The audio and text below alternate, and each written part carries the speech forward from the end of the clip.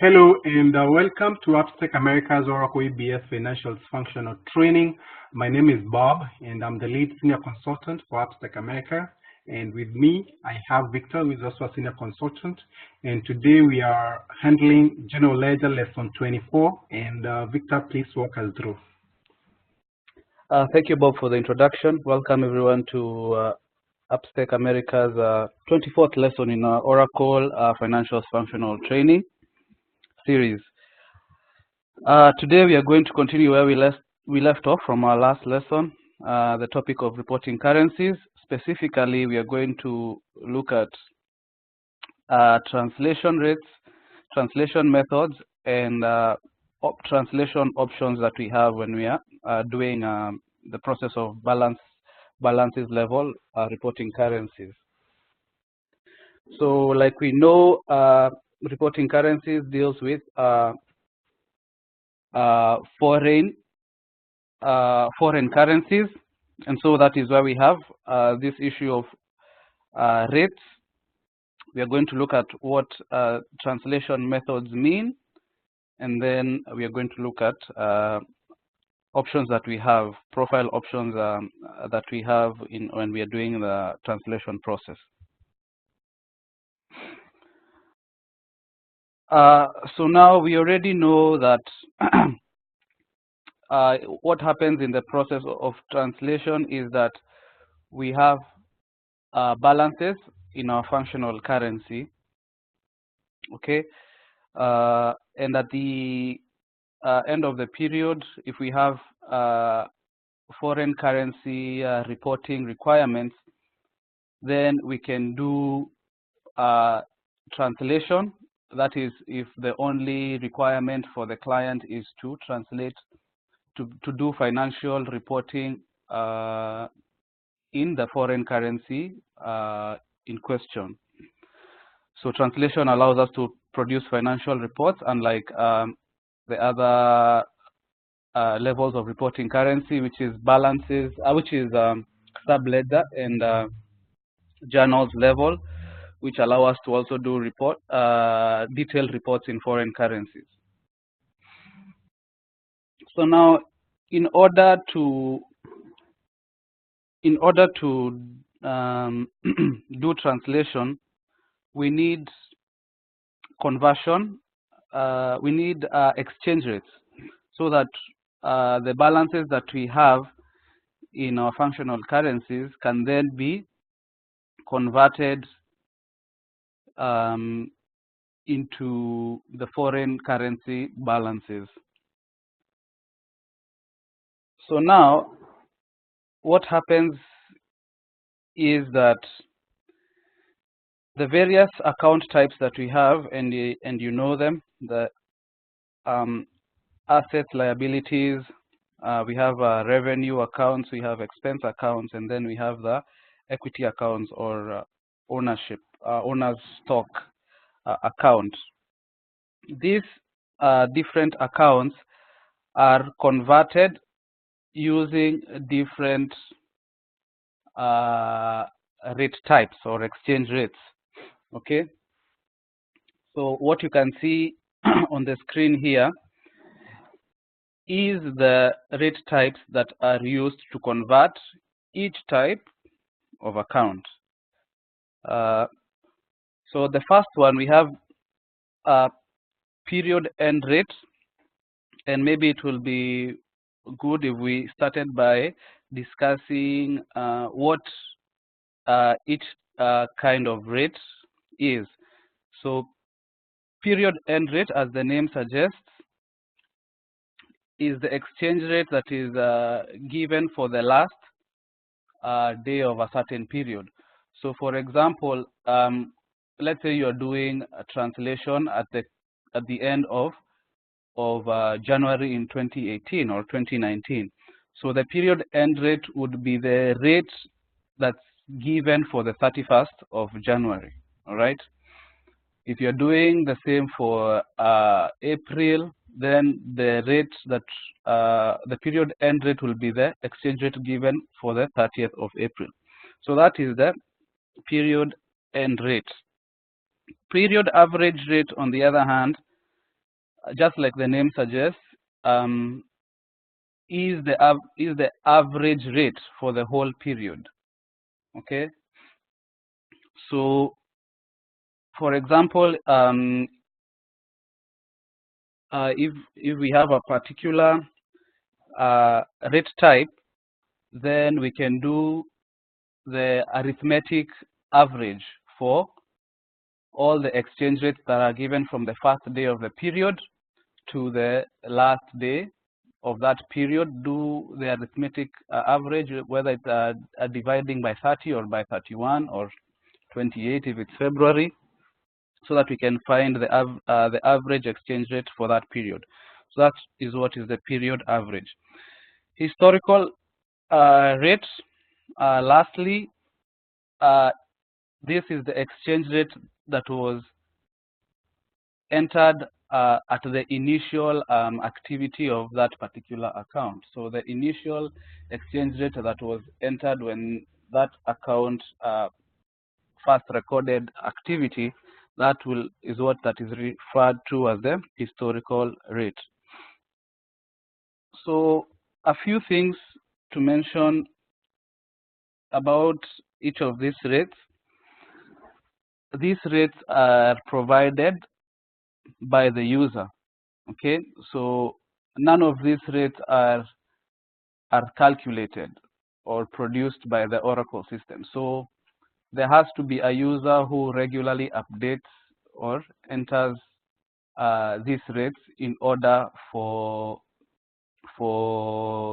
now us to be able to carry out translation. So none of these rates are generated by the system. All of them are input by users.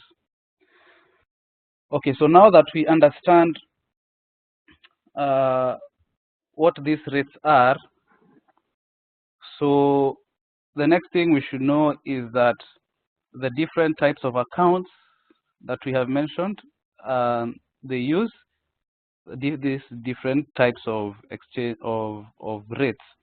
So assets and liabilities accounts, which are the balance sheet accounts, are translated using the period and rate. So for example, like we said, if you're doing translation for the month of February, then the balances for these accounts, for these balance sheet accounts, the assets and liabilities, will be translated using the exchange rate that is provided for the last day of February. Okay. On the other hand, revenue and expense accounts are translated using the period average rate. Okay.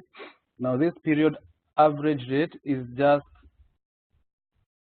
a single rate that is entered by a user, that is supposed to be the average rate for that period, and it will be effective maybe the last day of that period, but it's just a single rate that is entered, and then that rate is used to translate any revenue or expense accounts. So the reason why I am not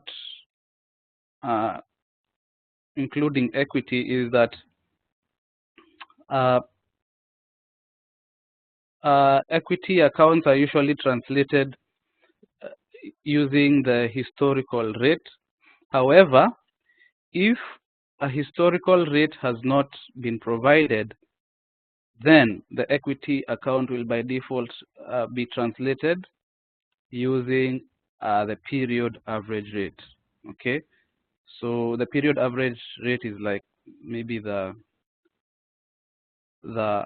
can say the fallback. So if you don't provide historical rates, then the system will use the period average rate that is provided to translate the equity accounts.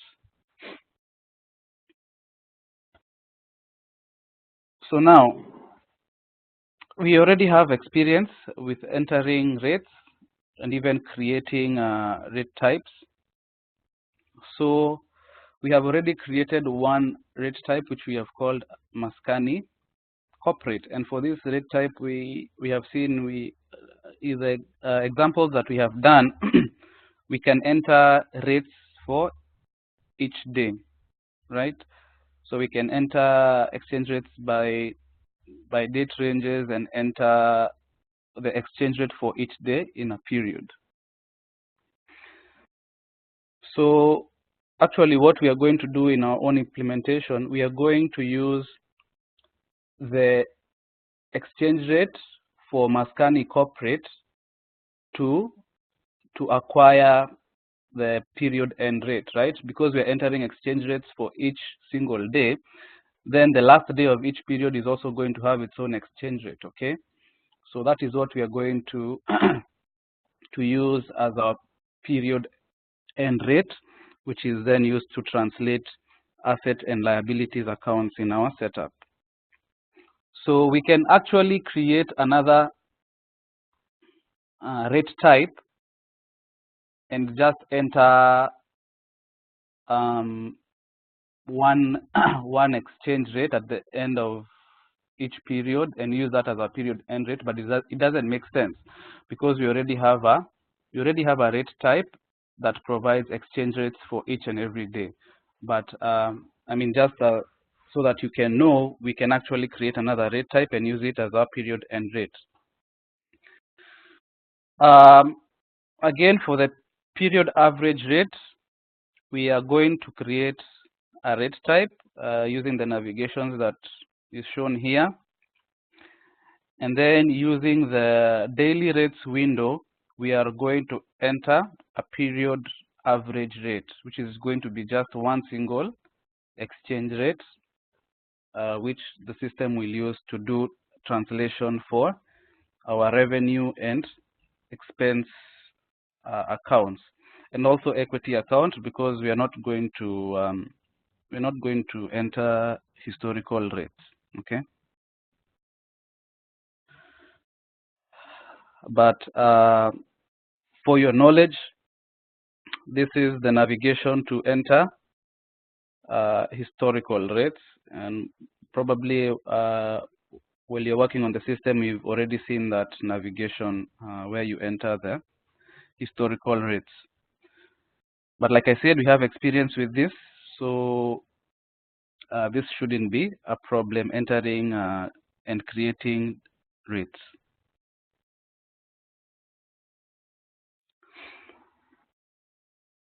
So now we already know what translation rates are. The other thing that we need to understand in order to fully comprehend the process of translation is translation methods. When we talk about translation methods, we have two of them, period to date and year to date. This might maybe sound a bit confusing because while we were talking about this, we have talked about period to date and year to date, and when we talked about them, we mentioned them as maybe like balance types and not methods, okay? But so the reason why we are calling them translation methods is because in the process of translation, the system uses these two balances to translate the accounts that are listed below each of these balances. So when translation is occurring for revenue, expense, or equity accounts, the balances that are usually affected are period to date, to put it that way. But when translation is happening for assets and liabilities accounts, the balance sheet accounts, the balance that is usually affected is the year to date balance, okay? So that is why then the translation methods are named after those balances. So period to date and year to date. So let's get a better understanding of why these methods are referred to by these names, period, PTD and YTD. So when translation is occurring for this type of accounts, revenue, expense, and equity account, what usually happens? So we know that a PTD balance is the sum of the net activity that takes place in an account, right? So we have the beginning balance at the beginning of the period, and then in that period there will be activity that is going to take place in that account, and then because when we add that activity to the beginning balance, we are going to get the ending balance of that account, correct? So when translation happens for these accounts, the PTD method is used. And what does that mean? It means that in order to get the translated balances for those accounts, the PTD balance from the primary ledger balances is multiplied by the period average rate which is provided by the user, and then that converted PTD balance is added to the beginning balance in the reporting ledger to get the ending balance. So let me start all over again. When we have, let's say we are talking about the month of February, the period of February in our example. So you will have carried out, let's say, translation for the previous period, which is January. So that those translated balances will have an ending balance, okay, in the foreign currency. So here we are translating USD balances into Kenya shillings. So in January you had done a translation, and it gave you the translated balances in Kenya shillings. So you had an ending balance. Let's say for a particular account, this 4,000 account, you had an ending balance of 1,000 Kenya shillings. Okay. Now in the period of February, you had activities that took place. Of course, those activities were recorded in your functional currency. Okay. Now, when it comes to the end of February for this account, you want to translate that activity that took place in the month of February. So what will you do? You have an ending balance in foreign currency because you had done translation in January. Okay, and then you have activity that took place and is recorded in US dollars. Okay, so what you will do is you will take that PTD balance for the month of February in US dollars, multiply it by the period average rate. When I say multiply, I mean the system is doing this. It will multiply it by the period average rate which you have provided to get the translated PTD balance, and then it will add that PTD balance to the ending balance for January, which is also the beginning balance for February, then to get the ending balance for February. Okay, so the balance that interacts with the exchange rate is the actual PTD balance. The net activity in that month is multiplied by the exchange rate to get the PTD balance in the foreign currency, which is then added to the beginning balance of that month to get the ending balance. So that is what happens under the PTD translation method. So if that's maybe not clear, perhaps when we explain the YTD method, then the previous one will become clear. So what happens when we do translation for this balance sheet accounts, which use the YTD method? So again, using that same setup, you have an ending balance, okay?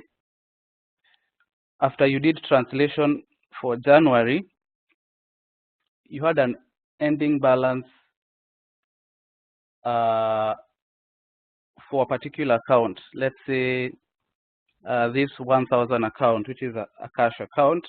We did translation, so you had an ending balance for January, okay? A YTD balance, all right?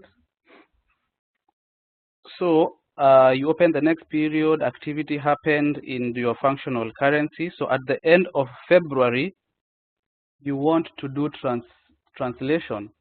So in this case, for YTD, what happens is that the YTD balance for this account,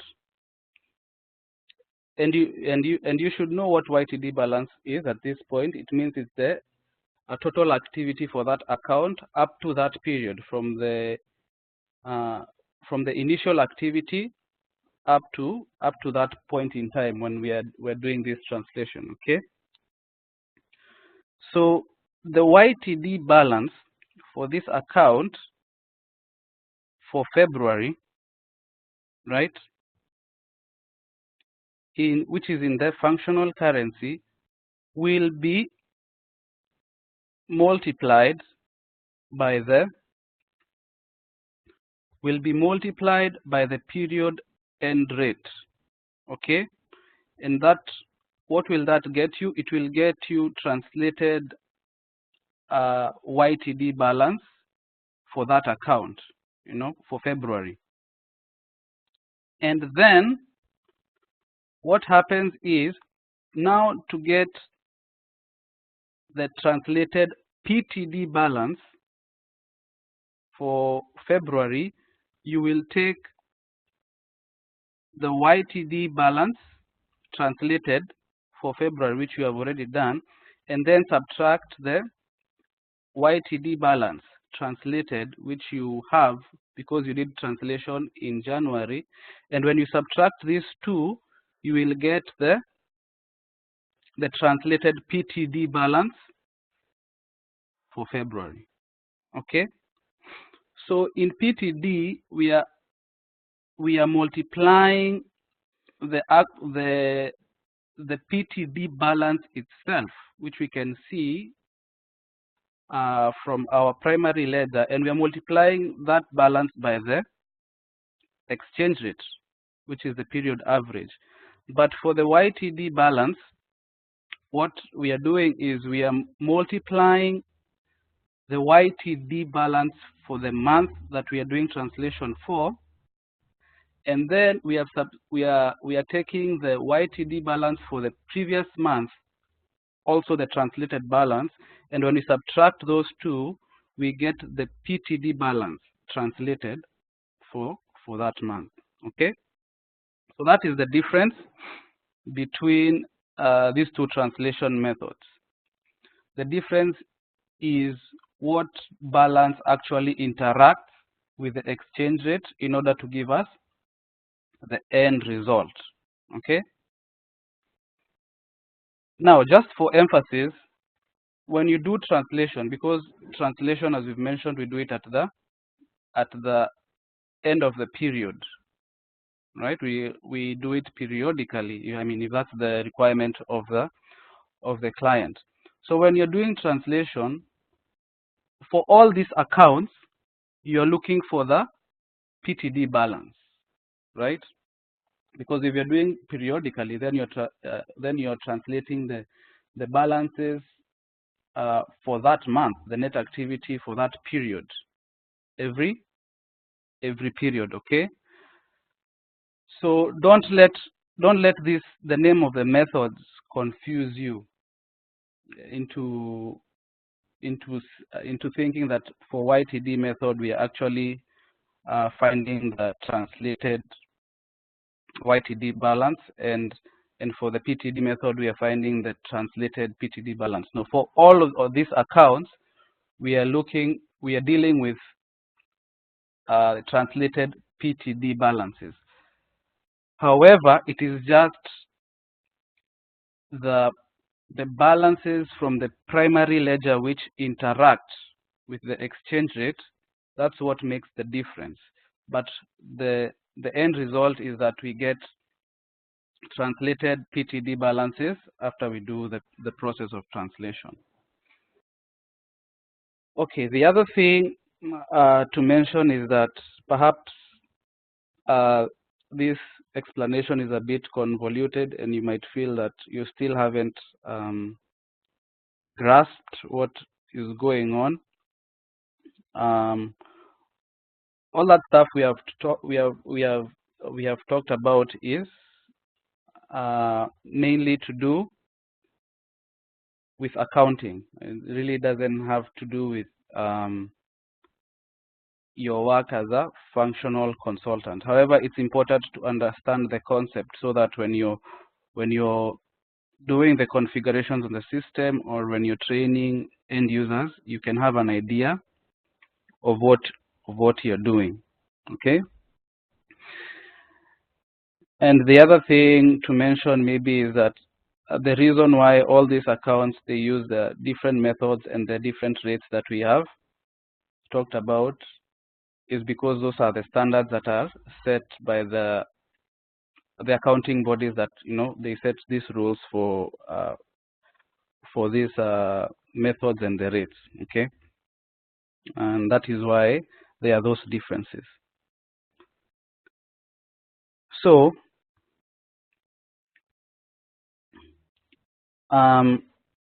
this is for the equity account, and the equity accounts also use the PTD method, not the YTD method. So the YTD method is for the balance sheet accounts, and then PTD method is used for revenue and expense accounts and the equity account. All right. So what do we have as the final thing? The rates and methods for translation. So the assets and liabilities account, they use the period end rate and the YTD method. Okay. The revenue, expense, and equity accounts, they use period average rate and the PTD translation method. All right. The equity account can also use historical rates if you provide them, and it will also use the PTD method.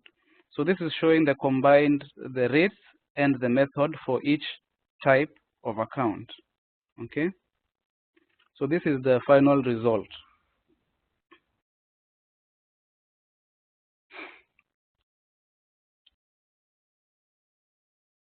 Now, when it comes to translation, there are also certain profile options that can help you as a consultant to modify how the system does translation, if that is a requirement of the client.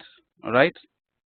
So, for example, the profile option, GL Owner's Equity Translation Rule, it can allow you to change the translation method for the equity account, which we said is the PTD method. You can change it to YTD if the accountants that you're dealing with for the client, they require that. And once you change this method from PTD to YTD, then the rate type that you use is also changes. It changes from period average to period end. So just like a balance sheet account, right? But this is the profile option that you can use. The other option that we have is the GL translation, the revenue expense translation rule.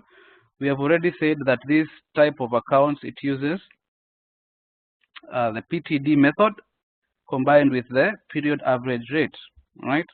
But you can also change this if the client requires, and then they can be able to use a YTD method combined with the period end rate. So these are just some of the options that you can have to customize to the needs of the client.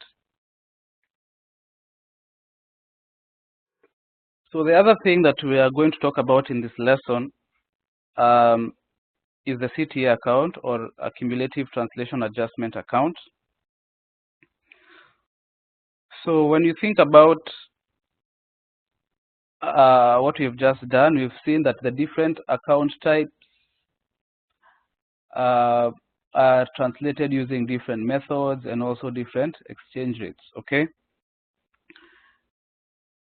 You should also know that we have this accounting equation which should always remain true. Assets minus liabilities should be equal to equity plus revenue minus expenses, all right?